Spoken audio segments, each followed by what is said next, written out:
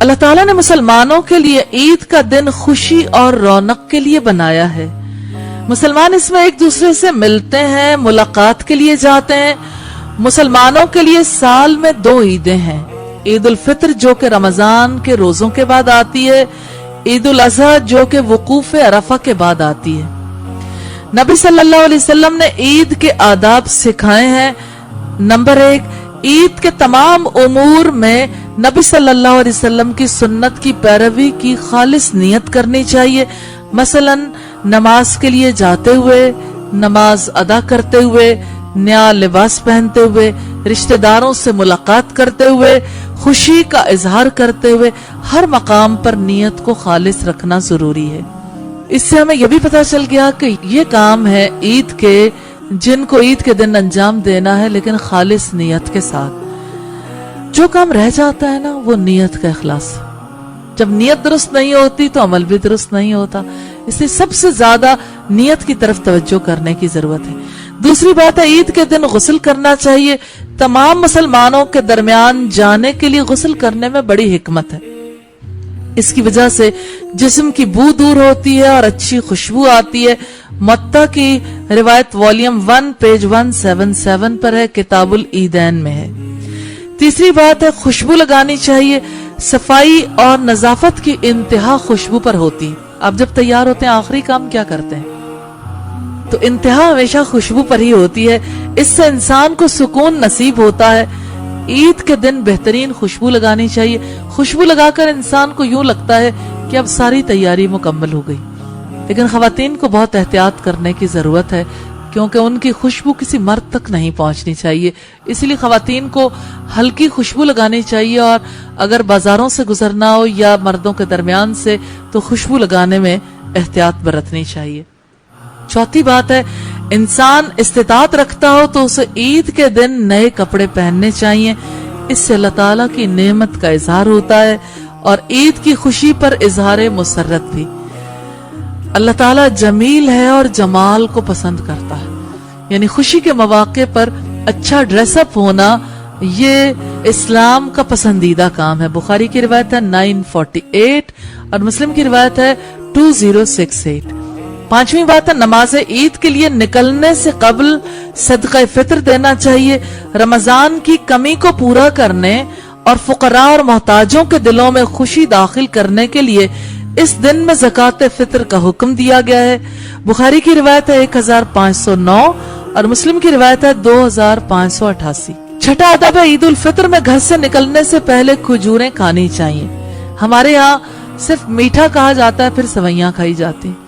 سوئیاں اور کھجوروں میں بڑا فرق ہوتا ہے، اور سوئیوں میں کھجوریں بھی ڈال لی جاتی ہیں جو کسی کا کھانے کو دل نہیں کرتا، یعنی وہ کھجوریں دودھ میں پہلے پکائی جاتی ہیں، شاید کوئی بچہ کھا لے۔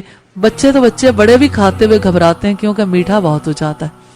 تو کھجوریں اصلی روپ میں ہی کھانی چاہیے، رسول اللہ صلی اللہ علیہ وسلم کی سنت ہے، اور کتنا کام آسان ہو جاتا ہے۔ مثال کے طور پر عید پر جانے سے پہلے صرف آپ کھجوریں کھا لیں، عورتوں کو بھی مشقت نہ کرنی پڑے، صبح اٹھ کے پہلے کھلاؤ، گھر سنبھالو اور جاؤ ہی نہیں، پھر عورتیں گھر سنبھالنے کے لیے گھر ہی رہ جاتی ہیں۔ یہ بخاری کی روایت 953 سے پتہ چلتا ہے۔ اور ساتواں ادب ہے، عید الاضحیٰ میں قربانی سے پہلے کچھ نہ کھانا سنت ہے۔ ترمذی کی روایت ہے 542 نمبر پر۔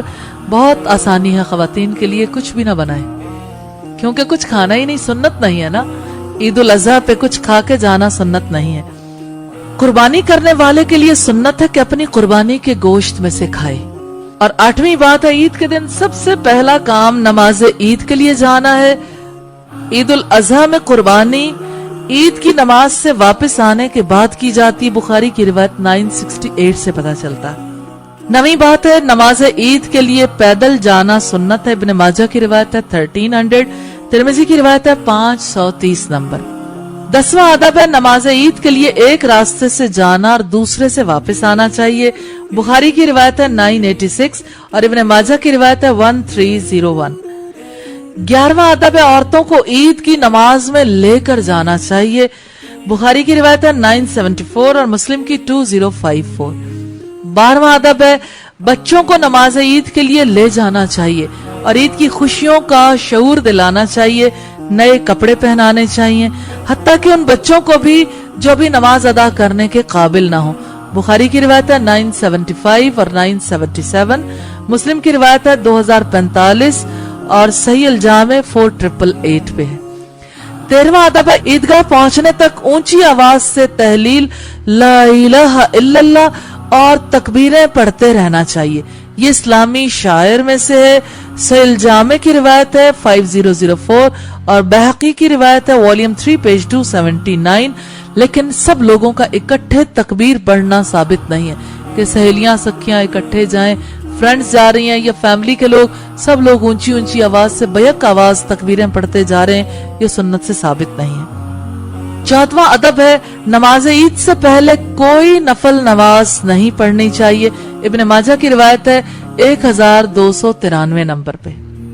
15वां अदब है ईद की नमाज के बाद जानवर कुर्बान करने चाहिए।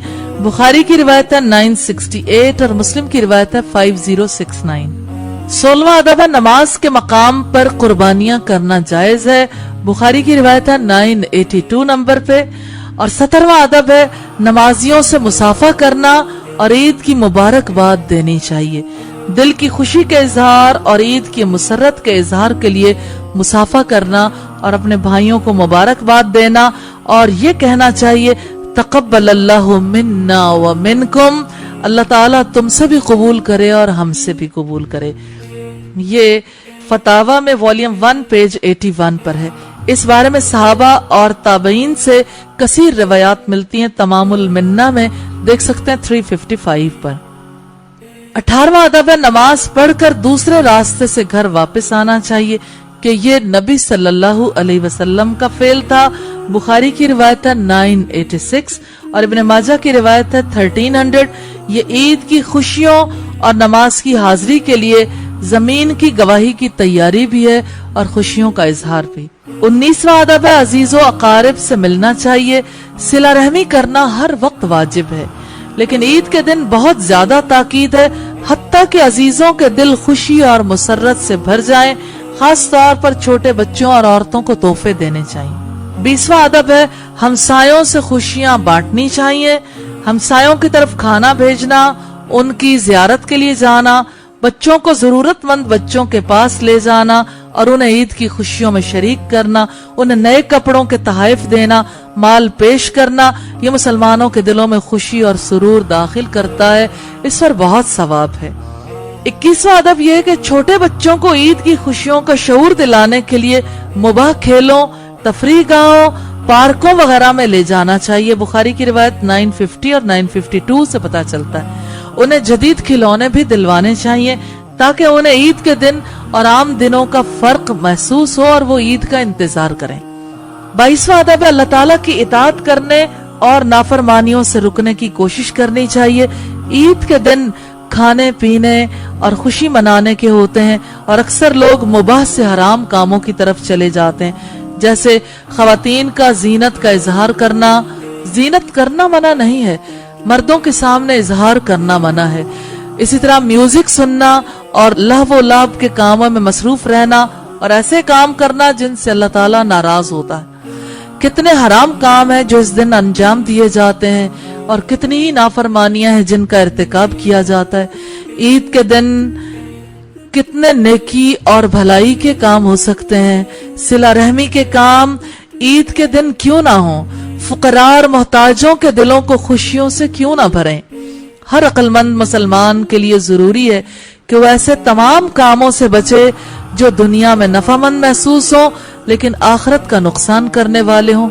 अल्लाह की नाफरमानी में कौन सी खुशी है जो इंसान को हासिल हो जाती है।